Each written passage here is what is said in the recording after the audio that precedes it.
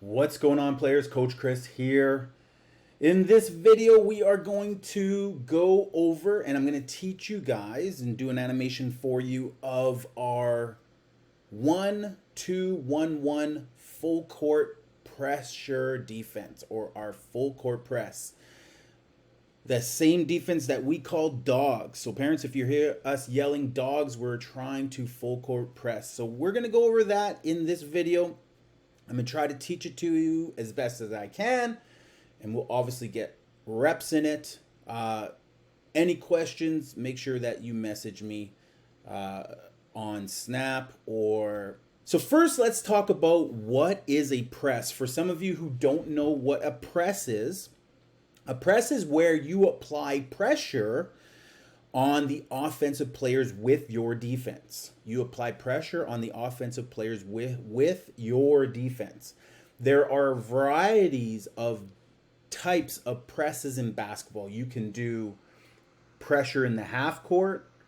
You can do pressure with man-to-man.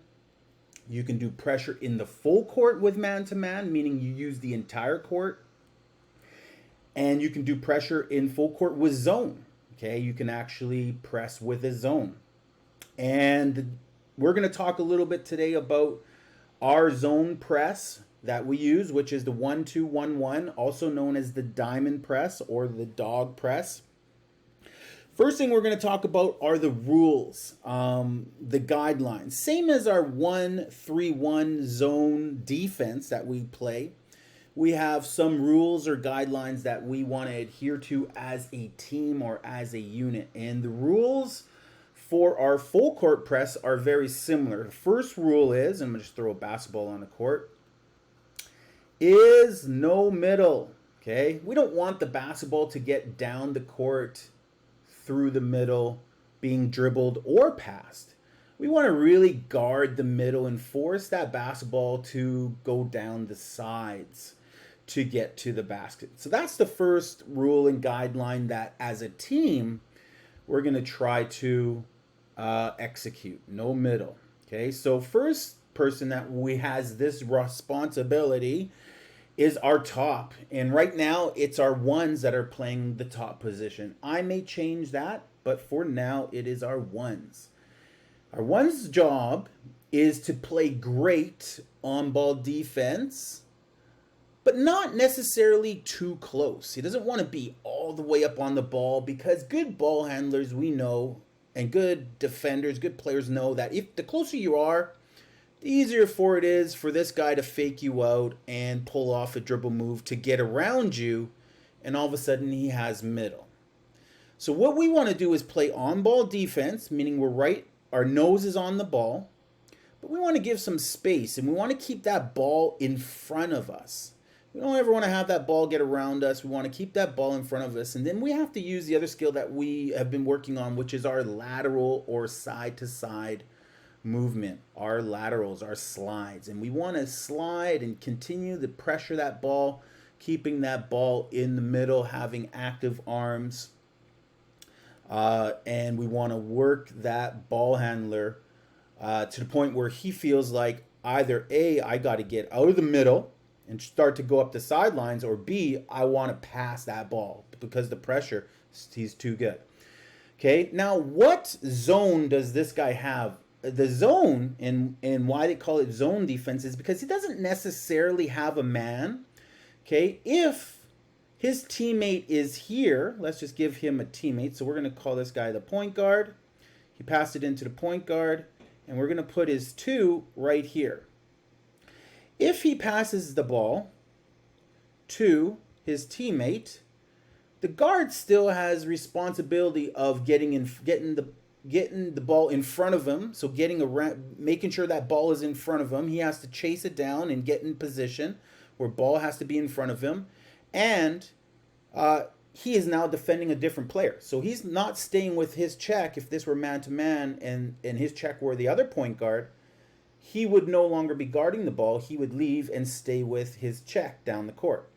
But in zone, he has to guard an entire area that is designated for his position. And we're going to talk about the tops area I'm going to give you a line here, but the tops area is from the baseline, sidelines, all the way up to about the front of the circle. So we'll say it's right to about here. Okay, that's his zone. So all this area is his space where he's got to do most of his work. It doesn't mean that he stops once it leaves his zone, but once it leaves his zone, we're practically into a different defense at that time. Although we're pressuring, we probably will end up switching into our 1-3-1, we call Eagle, and flowing into a normal formation. Although it doesn't always happen that way, and we'll talk about that in a moment. Okay, so that's his zone. He has the front of the zone here. Okay, and his job is to make sure there's no middle. That's the first rule. And then the second rule is no swing swing.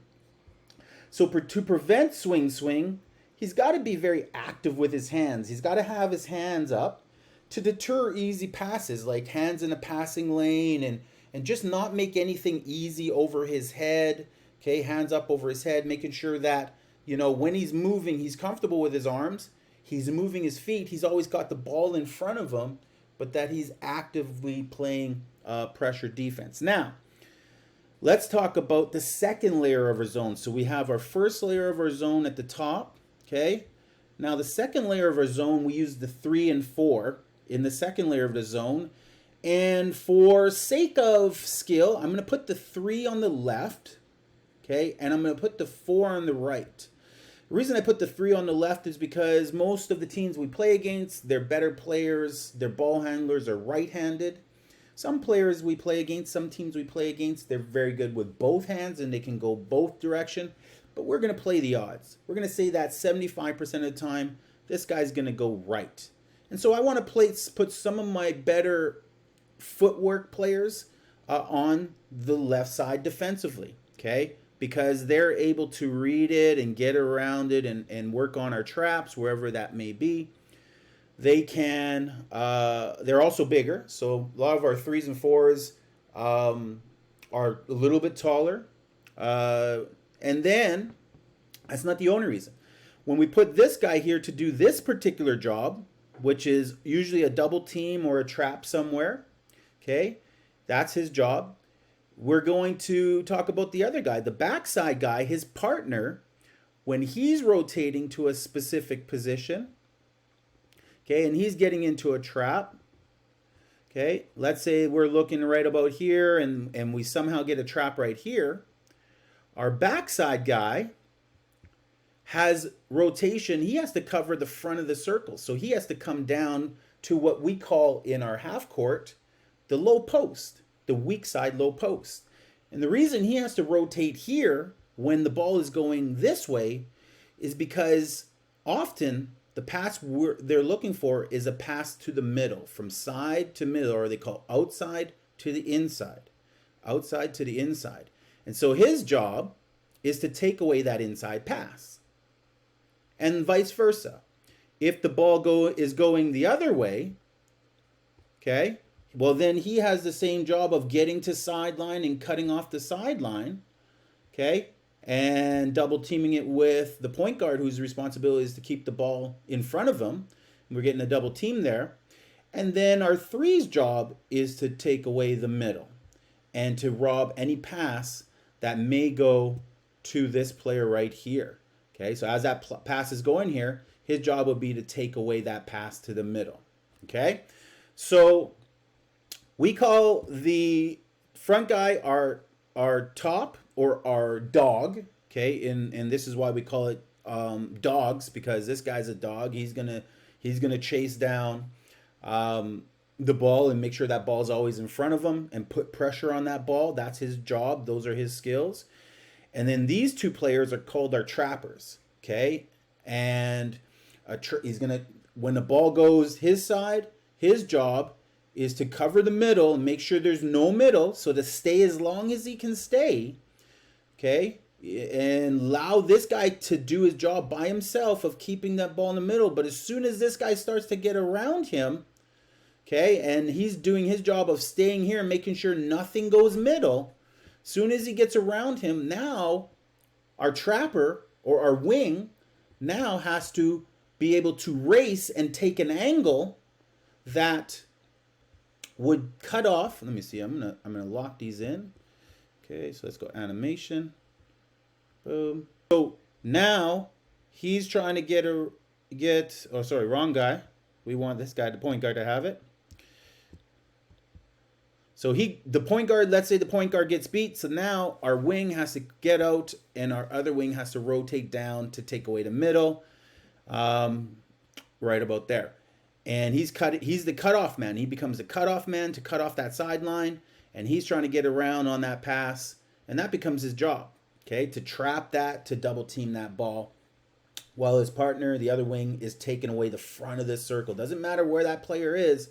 He's got to take away the front side of that circle and rotate into a position where he's taking away that pass. All right, so now let's throw those guys into starting setup positions. Okay, so we got our top here, throw our point guard back, bring the ball back down. We'll throw our shooting guard over here. He broke on this side. And we'll throw in a small forward on that side. They're breaking it right there. Okay, now let's talk about the next layer. So actually, before we get there, let's talk about what zones do our wings have or our trappers have. And the zone that they have is, let's go back to our edit. They have the free throw line. So first we're going to talk about the midline. The midline is the middle of the hoop, the middle of the court, if you were to divide it into two long ways. So essentially, if you put a line from hoop to hoop, okay, that's called the midline. And this is one side of the court, and this is the other side of the court. This helps define where or how far the players really need to go. They don't need to go out of their midline too much. You know, once you leave your zone becomes wide open area to be, taken over, if you will, or to be exploited. Okay, so we'll talk about it in a second. So the midline to the sideline, and then the front line, they don't want to go any closer than the free throw line, meaning they don't need to go into the front court here. They want to stay behind the free throw line. So in this zone here, that's kind of where they start, right about this gap here. They don't want to start up here, okay? And they don't want to chase the ball up here because that leaves their whole area wide open. And again, what's the first rule? No middle. We don't want the ball going up the middle. We want the ball going up the sides of the court, okay? And then when he's rotating this way to cover circle, that's because his partner is working on here to create a trap, to cut off a ball, to defend a player. Okay, so he may be right here. So now our weak side guy has to take away that middle. And they're really going to flow all the way back into about, let's go right to about, most of their work and their traps are going to happen right to about here. Okay, so they're going to work back and forth and back and forth. A trap may happen right here where they get sideline, and the guard gets their trap right here, and they have a trap with the back court. Okay, and they have a four-man, we call this a four-man trap, a four-position trap, where you have a player, a backcourt, so he can't go back, and he has a sideline. So that is the perfect trap. I'd like to see us execute that a few times. Okay, and then in this situation, you're going to see that the opposite wing is going to take away anything that could go to the front. Okay, so he's going to kind of be in this zone right here. Okay, and can he come across that line? Yes. And we'll talk about when he should can come across that line, but how much awareness he needs to have if he does come across that line. All right, so let's put those guys back into position of our setup of our 1-3-1. Excuse me, of our 1-2-1-1 or our diamond press. And we're going to talk about the next guy in the diamond. The next guy in a diamond is our fives. Okay, we like to put our five in middle coverage. Okay, and here's where our five is going to go. So normally our five will start up here because initially there won't be any players in his zone initially. Okay, so let's talk about that for a sec. Normally when teams are doing a press break, they're going to have some sort of formation that they like to break the press with. They may start two guys wide. They may start their two guys on the elbows. They may start their two guys like us in a stack. Okay? It just depends on how this player that defends them, how these players defend them. Okay? They may screen to get open. Okay? And then or they'll, you know, whatever they'll do to break this press. Normally there's no one in their zone, in the middle zone yet, until they do what we do, and that's put in a couple players in the tee. So once there goes players into your zone, you have to account for those players and the ball at the same time. Meaning you have to know who's in your zone and who's the threat, and you have to know where the ball is. Okay, so as soon as those players come into his zone, our center has to drop back and be able to keep or see those two players in his zone. He has to be able to use his peripheral vision to see these players in his zone. Now, what is his zone? What is his area that he has to cover? And we call it the belt. I call it the belt. It's known as the middle court or mid court. Okay, the belt of the court, if this were Santa Claus, this kind of looks like a belt. This circle here, this line here. We're going to expand it a little bit. We're going to go from about between the 3-point line and the circle. We're going to draw a line here. Okay, so that's his middle. You know, and it can be slightly back. It can be these lines right here if you want. But ours doesn't have to be that big. And we're going to come up to about here. Meaning that's where he's going to start approximately. So he's going to start, ooh, we don't want that. Throw it back here. He's going to start right up on the front of his belt, the top of his belt. But as players come into his zone, he has to be able to move. He has to be able to get out. He has to be able to align himself so that he can see both players, because these are his coverages. His first coverage is sideline. Okay, excuse me, his first rule is no middle. Okay, but as that ball gets passed, his coverage becomes sideline. Okay, who's at the sideline? Which way is the ball goes? If they break left and ball goes left, now his job is to shift left and have this sideline pass option on the left side. It does not necessarily have to, he does not have to worry much about the opposite side of his zone. That is going to be for the back guy in the 1-3-1, as well as the weak side trapper or wing in the 1-3-1. All right. So his responsibility is sideline is this zone right here.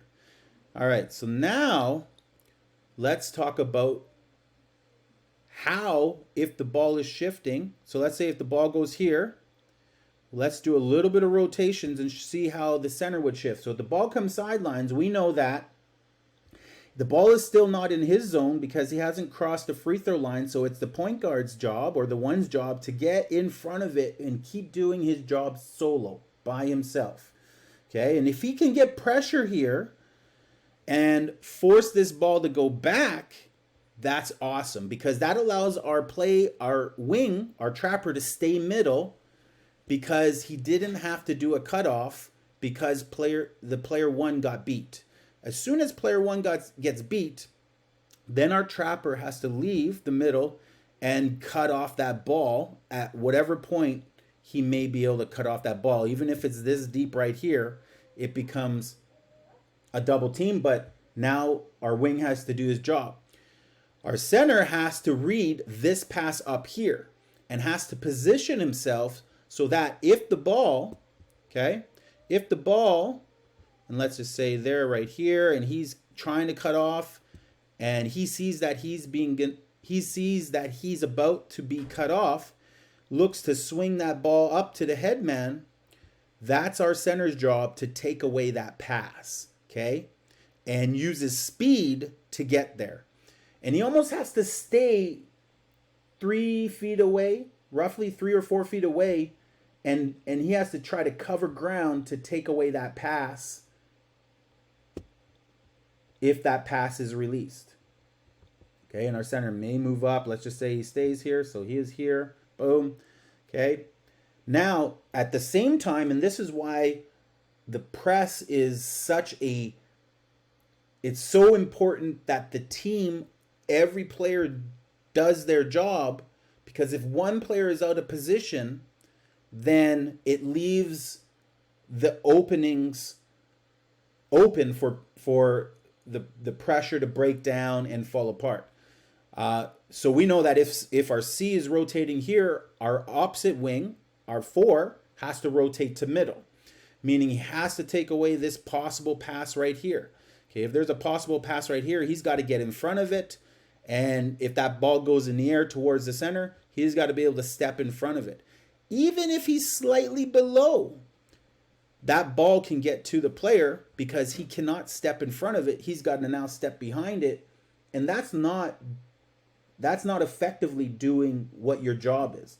The position, even though it's 2 feet further, now puts him in a position that if the ball comes here, he can get around it, in front of it, and cut off that passing lane and take away that pass. So it's a difference between being in a position to take it away and only being in a position to take away maybe his advancing the ball once he catches it. So being in a position to take it away versus not being in a position to take it away is an important factor there.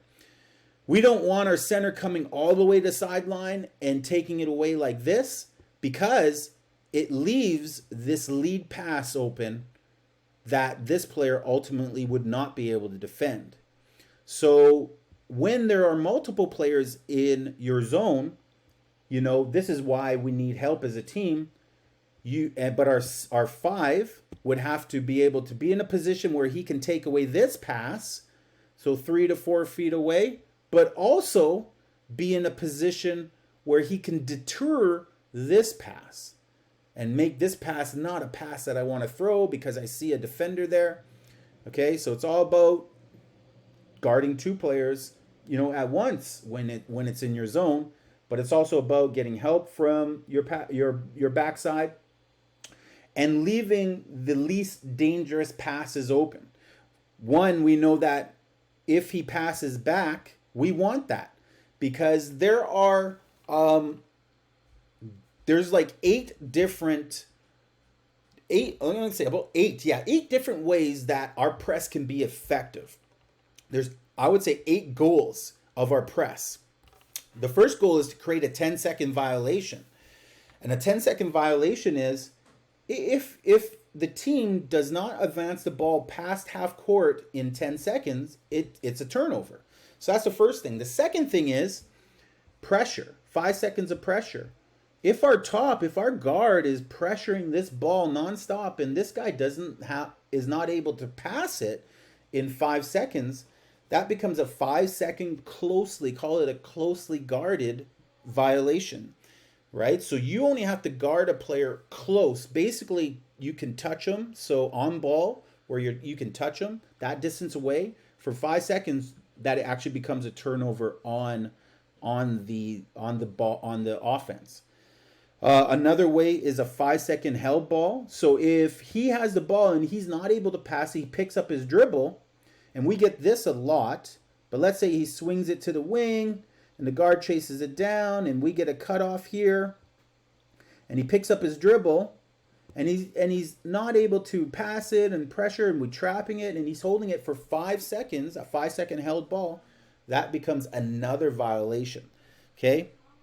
Double or illegal dribbles, travels, all those things happen, and that's what will be an outcome of pressure defense. Out of bounds, if he dribbles out of bounds, we see that often is we'll see sideline advancement, but he'll dribble it off his leg or just step out of bounds. That's another way that presses will help, will That pressure, full court pressure, will create a turnover. And again, these are all the forced turnovers that we want to see. We don't just want to see a steal. We want to see all of these forced turnovers. So traveling violations, out of bounds, double dribbles, bad passes, right? So ultimately, when we get into these pressure situations where there's a double team and we are set up properly where he's taking away the pass because he's in position, front position, and he's taken away this pass. And let's even throw our backside in here. Okay, so let's throw our 2. Okay, our 2's taking away this pass right here. This is the deepest guy, you know. So he's right there. Whatever pass that he looks to take away, if he goes here, you know, he's leading here, so he throws to here, and we're able to get this pass, that's a takeaway. There's our steal. And that really is the 8th outcome of what we're really looking for. You know, these are all byproducts of the pressure that we put on. If he's looking to pass to the center and he steps in front and is able to take that pass away, okay? If he swings it back to the backcourt, and then our guard comes back up and is able to control him in the backcourt and they get a 10-second violation, that's another steal, a turnover for us, our ball, okay? If he swings it, a swing, but because our backcourt guy was in violation, was in position to step in front and take away that pass, okay? Again, another error on their part where it's a bad pass and a steal. It's a turnover, right? So again, positioning is key, and it's about knowing where you should be every time the ball's in a different space on the court. So let's set them up again, and let's talk about our... So where do our wings go? They set up in the gap between the elbow and inside the three-point line, right above there, between the elbow inside the three-point line. Our center can set up right in between these ones. He can be up a little bit more if he wants to be, but that's his zone right there. So he's right there. He's the back of the diamond. Okay, now our back. We call this guy our back. Okay, and our back has responsibilities that are, again, very important, but part of the rule. And rule number 3 is no deep. Okay, so rule number 1, no middle. We don't want the ball going down the middle. Rule number 2, no swing. We don't want passes to go sideline to inline really fast where it's a relay pass and they're able to just swing that ball around really quickly. We have to play big with our hands up. We got to make sure we're in position to deter passes and make the person with the ball scared to make passes. So we got to play big and we got to play with our hands up and we got to slide our feet and get into positions and rotate properly. Because usually swing happens when players are out of position. That's usually the only way that happens. And then the third rule that we want to follow, the guideline that we want to follow, is we don't want them to just be able to pass it over our heads at some point in the game and deliver the ball deep. Okay? We don't want that pass. Because there's no way to stop that. The only way that's gonna not go in the basket is if this guy misses his layup. Okay, so if this ever happens, you want to go to the side that you think the rebound's going to go to. You want to front somebody. Don't go to the ball. There's no point. Because you're probably going to foul the shooter, and he's probably going to get an and one. So you're better off just flowing to the side that they're going to miss on. And then doing whatever you can possibly do to get the rebound. Okay, if he misses and you get the rebound, boom, you're lucky. Count your straws. Okay? But we want to make sure that we have no one gets behind our deep guy. So our 2 that we're putting in the backcourt, and I might change this. Again, it's not permanent. Only if it works is it going to be permanent. But we want our 2 in the backcourt, and we're going to talk about quickly where is his zone? What is his area? And he has a deep area. Okay? And it is, where is my line? All of this area. So we're actually going to say is right.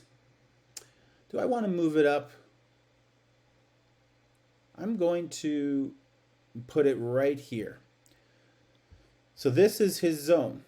Right here to right here to right here to right here. That is his zone. Oops, moving my picture. Move me down a little bit. And of the zone. And now let's put players into areas that would affect his zone. So right now, if they were setting up in T, in stack T, or in BC, okay, this is our press break where we got 2 players on T's, we got a stack at the free throw line, and we got an inbounder, okay? And we are set up in our diamond, dogs, okay? Where would he go? Where would he need to start? Okay, he would need to start at the front of his zone. Okay, he would need to start at the front of his zone. And he could he could come out of his zone if he wants, but remember, as soon as you leave your zone exposed, okay, and risk one of the rules breaking down and it being your fault because you weren't properly in position. Okay, so you're in your zone, you got 1 foot in your zone, and you're taking away a pass, and you decide, you know what, I'm going to communicate with the center, shift over John, or whoever's playing center, you go left, I'll go right. So now you're making it even harder for this person to make a long pass because you can get in front of that ball, okay, if they're just going to go straight across, okay. You could even step up on the line if you wanted to, okay. So now we have this takeaway right here. We still have a 1-2-1-1 diamond, okay, and we still have coverage, so we can take away the passing lanes. We're not all the way out of our zone too much. So this forces them to now change and modify what they're trying to do. So maybe they bring in their power forward to try to get a steal because these guys could not get open for whatever reason. This got taken away, and then this guy broke here, and the ball went here. Okay, so now he's out of his zone. So now he can just sit up at the top of his zone because he has no one behind him. He can stay up. And the more he can stay up, the more pressure we end up putting on them. When we have 5 players on their side of the court, it doesn't give them much space to operate. And that's what happened to us in our championship game is every time we made mistakes, they started to move all their players up and make it even more difficult because it took away the space for us to operate. And unless we were able to get it out of our zone to a teammate, we couldn't. We were struggling to break their pressure, and then they went into different pressures. But we'll talk about that later. Okay. So for now, our 2 is going to be back here, and he's got to cover all this zone. So let's say they broke the press, and they were able to advance the ball to right here. So step in, swing it back, whatever. He moves it up the court. He moves it up the court. Ball's up to the headman. We got him trying to cut off. We got our point guard trying to get in front of the ball. We got our center coming up, and we got our weak side taking away the circle. And he's backside, let's just say. And they bring a guy to the circle, and they bring a headman up this zone. Okay, now we have 1 player in your zone. So our center can still take away this. You know, he still has to split these positions here. And our power can come up here because he has no one except for this guy in his zone, but this guy's not a threat. Okay, so now he can take away the threat by stepping up into that zone and taking away that pass, being in takeaway position. And this player now, our back would come over and take away this position right here, okay, and be a threat here. He'd literally be side position so that if ball did come up, he could step in front and take that pass away. Does he want to be behind position? Only if he wants to give this player the ball and play one-on-one defensive and have a 50-50 chance of stopping the ball, right? The better position is to get right up to him, side position, in deny, okay? In deny position and take away that pass. He doesn't have much threats here. Now, the other opportunity, the other problem is this guy's got to come back. You know, we need to migrate as the ball moves. We always want to keep that ball in front of us because if we don't move, if we get stuck and let the ball move, okay, our goals are to advance. So they're going to be advancing fast. And as you can see here, now they have 3 players in their zone and 1 player out of their zone. So as that ball passes you, your zone migrates downwards, meaning for this wing, his zone was up here. Now the ball's here, so we're going to move his zone back. We're actually going to move his zone in this side of the hoop. So now he's got his 1-3-1. He's got the wing side of his zone. And at the end of the day, the very end, he'll be right here covering the low post. But it moves. Your zone moves as you move with the in defense and as the ball progresses up the hoop. You're just covering different areas of the hoop.